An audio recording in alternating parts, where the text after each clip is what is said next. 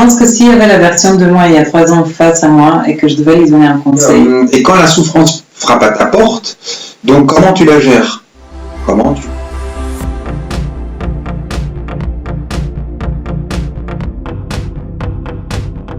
Ouais, ça faisait longtemps, hein. Ça fait du bien de reprendre un peu de ce travail pour faire un petit point. Alors, et toi, tu trouves que tu as changé depuis la dernière vidéo ou ces derniers temps? Tu sens que tu as changé? Juste un petit peu, hein. Ça se voit, non? Dis-toi, est-ce que tu as changé? Je vois qu'il y a des choses qui ont changé. Ça se voit, oui. Faute de pouvoir facilement changer de l'intérieur, on essaye de changer de l'extérieur. La transformation s'opère à chaque instant. Mais toi, comment tu l'as fait la transformation dans ta vie?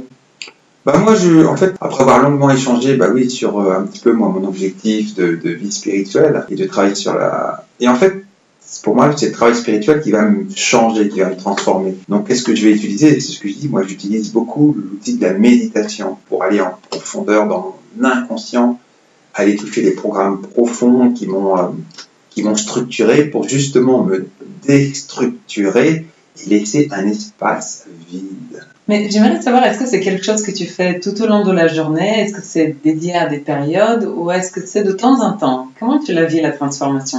C'est un état qu'on essaye d'intégrer qui au départ pour moi n'était pas naturel et en force de le travailler, il s'installe. On va parler d'une condition qui va s'installer. Et donc ça va être des moments de pratique où je vais vraiment méditer, m'asseoir, méditer, et il va s'installer une condition, une vibration. Et quand je vais ouvrir les yeux, je vais essayer de maintenir cet état de centration. On peut appeler ça de centration, c'est une méditation active, c'est la centration au niveau de mon cœur, parce que pour moi c'est le cœur qui est important. Et surtout, cet espace de non-pensée, parce que je me rends compte que j'ai plus besoin de penser. C'est une vibration qui est là, et ensuite les choses me viennent au moment où c'est nécessaire. Est-ce qu'on peut dire que c'est comme une habitude que tu as pris et tu n'y penses plus, ça se produit à chaque instant? C'est ça, c'est une habitude. C'est inconscient pour toi maintenant. Alors, c'est comme tout se peaufine, tout se peaufine parce qu'on doit toujours s'améliorer. Et donc, dans ce monde duel, il y a des choses, pourquoi je cherche encore à améliorer? Parce que c'est que je vois des choses qui sont encore à améliorer, c'est-à-dire qu'il y a des choses qui ne vont pas ou qui ne me plaisent pas encore dans ce que je suis ou dans l'objectif que je me suis mis. Quand je m'évalue, je me dis tiens, là, il y a encore ça à travailler. Ou là, j'ai réagi selon un modèle qui est peut-être encore historique de mes mémoires passées qui m'ont conditionné, qui m'ont obligé à réagir comme ça. Et donc, je continue à peaufiner ce travail en méditant, en lâchant prise. L'abandon, pour moi, l'abandon, c'est primordial. L'abandon, c'est quoi? C'est une bonne question. L'abandon de quoi déjà? L'abandon, c'est ça. C'est lâcher tout ce qu'on croit, tout ce qu'on pense et tout ce qu'on souhaite. Qu'est-ce qui reste après? Rien. Ça fait peur. Et c'est pas que ça... Alors, dans l'idée de faire peur, c'est l'inconnu qui fait peur. Et c'est pour ça que les gens ont du mal à s'abandonner. Mais ce qui est intéressant, c'est l'expérience. Pour moi, c'est vraiment l'expérience. Donc, moi qui ai suivi cette voie de la méditation, qui est pour moi, non pas une voie de concentration sur quelque chose ou me centrer sur... Mais c'est la voie de la méditation, c'est le lâcher prise. Souvent, j'aime bien cette petite phrase de « prenez un temps pour vous ». Alors, ça veut dire quoi? Prenez un temps pour vous. Alors, qu'est-ce que j'aime faire? Pour moi, prendre un temps pour soi, c'est prendre des vacances de moi-même. Quand je médite, je lâche. Je lâche tout. Je suis plus le père de ceci, je suis plus ceci, plus cela. Et je m'aperçois que dans cet abandon, quand j'arrive à presque tout lâcher, ou consciemment lâcher, peut-être qu'après dans mon inconscient il y a encore des choses, mais quand je lâche, quand je reviens après cette méditation, il y a quelque chose qui s'est transformé en moi, il y a quelque chose qui s'est affiné. Ma perception est plus subtile. Et c'est un peu comme aller chez le kiné ou chez l'ostéo. Si tu vas chez ton kiné et chez ton ostéo, et que tu ne t'abandonnes pas, et que tu es là à contracter, parce que pourtant si on y va, c'est parce que tu sens qu'il y a des tensions, il y a des trucs qui ne vont pas, et donc tu viens là-bas pour être manipulé, pour que ça aille mieux ensuite, des points de blocage. Et pour ça, souvent, il va te demander d'abandonner, de lâcher, de te détendre, et là, il va falloir que tu fasses confiance si tu t'abandonnes. Donc, si je comprends bien, pour toi, un des premiers pas, c'est ce sentiment de lâcher prise, de l'abandon. Et pour moi, on touche à quelque chose de très important parce que ça me fait penser à ma propre transformation quand je démarrais il y a 3 ans. j'avais très très peur d'expérimenter quelque chose que je ne connaissais pas. Et pour moi, le lâcher prise, il touche à ça. C'est se laisser aller vivre quelque chose qu'on n'a jamais vécu. Et ça, c'est accompagné d'un sentiment de peur. Et donc, il y a le lâcher prise, mais il y a le lâcher prise de la peur elle-même liée au lâcher prise. Donc, il y a comme un double lâcher prise à faire. Moi, dans ma propre transformation, j'avais beaucoup de mal à me dire, va expérimenter quelque chose que tu n'as jamais expérimenté. Et il faut savoir aussi que dans notre cerveau, il y a une partie qui est quelque part addicte à ce qu'on connaît.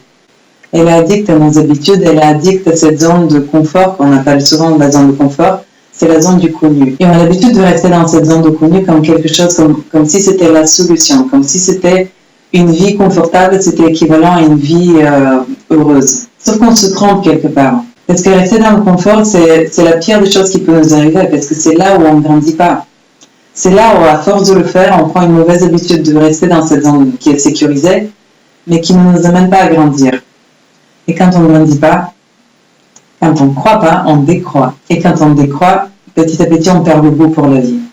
Et c'est là où on commence, où la souffrance commence. En tout cas, c'est là où ma souffrance, elle a démarré. Au moment où je croyais avoir trouvé la clé du bonheur, rester dans cette zone de confort, j'étais addict à ça. Je me disais, il faut que tu trouves une manière de rester tout le temps dans cette zone de confort. Et j'avais peur de toutes les situations qui m'emmenaient à sortir. C'était tout ce qui était communication avec les autres, tout ce qui était situation nouvelle, différente à vivre. Et je m'accrochais à cette zone de confort jusqu'à ce que la douleur, elle était devenue trop forte, insupportable. Et c'est là où c'était le premier pas pour moi pour aller vers le changement. Mais toi, du coup, ça m'intéresse. Comment tu as dépassé cette peur liée au lâcher prise? Parce que justement, la souffrance, c'est un allié. C'est-à-dire que comme tu dis, tu fais ta zone de... Pourquoi tu développes une zone de confort? C'est pour te protéger de la souffrance. Et quand la souffrance frappe à ta porte, donc comment tu la gères? Qu'est-ce que tu vas mettre en place pour gérer alors, voilà, une souffrance, il y a des souffrances physiques, bon, bah là, c'est clair, il faut aller chez le médecin, il faut faire ceci, cela. Et encore, il y a des souffrances physiques qui sont dues aussi à des comportements, à des habitudes, à des manières de penser, qui sont ensuite vecteurs de situations. Donc c'est bien que en fonction de ce que tu penses, il peut t'arriver des choses. Voilà.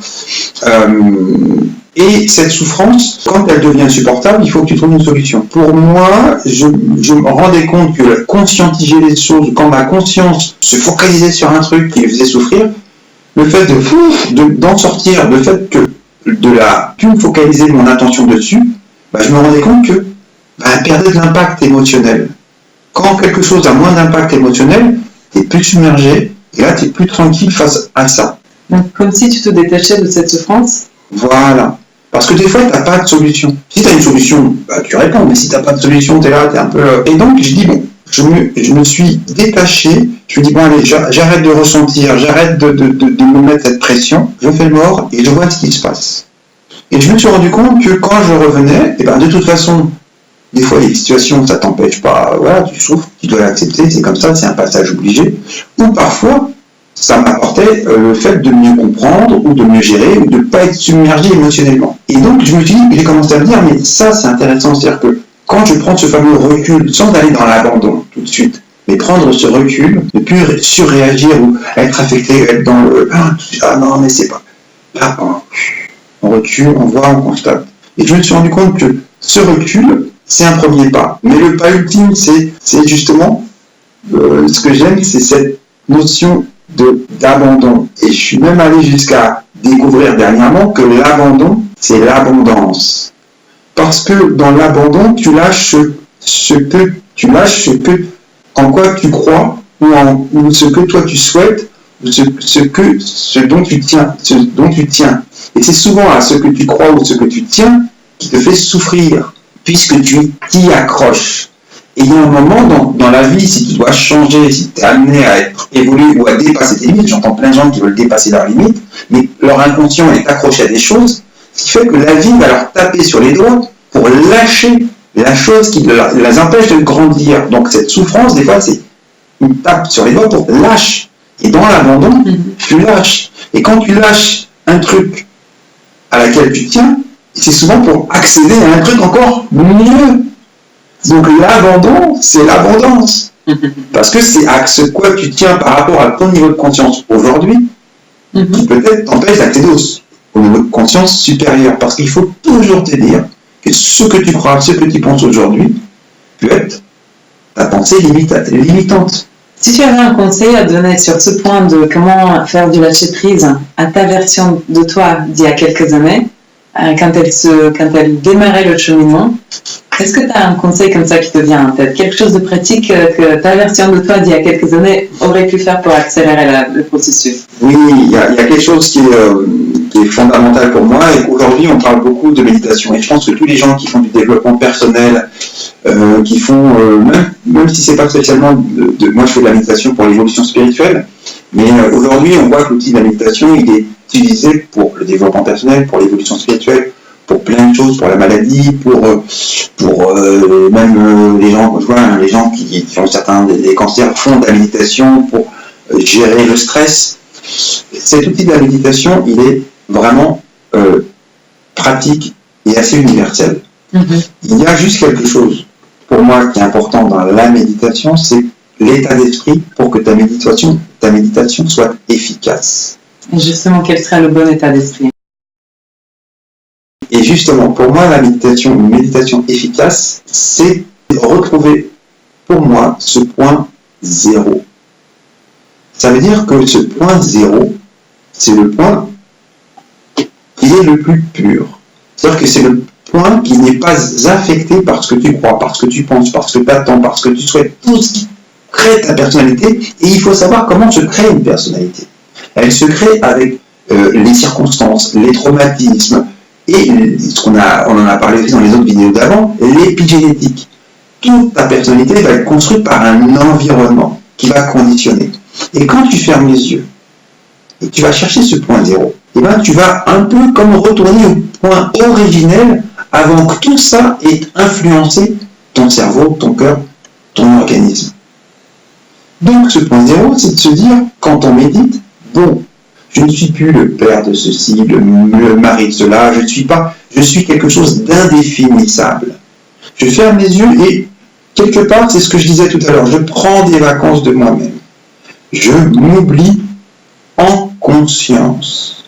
Je ne suis plus attiré par ci, plus attiré par ça. Il n'y a plus rien qui m'intéresse. Et quand j'arrive à ce point zéro, et c'est ça qui est génial, il y a un renouvellement. Il y a c'est comme le fameux reset. Quand on appuie sur le bouton reset, c'est-à-dire qu'on remet tout en ordre. Et bien naturellement, quand on va chercher ce point zéro, et qu'on s'y en approche, et bien tout se remet en ordre. Parce que notre personnalité, elle est chaotique. Et quand on lâche tout et qu'on retrouve ce point zéro, donc pour moi le point de départ, et bien tout se remet en ordre. C'est super ce que tu dis, mais je pense que pour la version de moi il y a 3 ans, elle était incapable de comprendre ce concept du point zéro. Elle était tellement effrayée par le lâcher prise et par tout ce qui était nouveau et différent de ce qu'elle vivait, qu'elle avait besoin de commencer par quelque chose d'un peu plus pragmatique.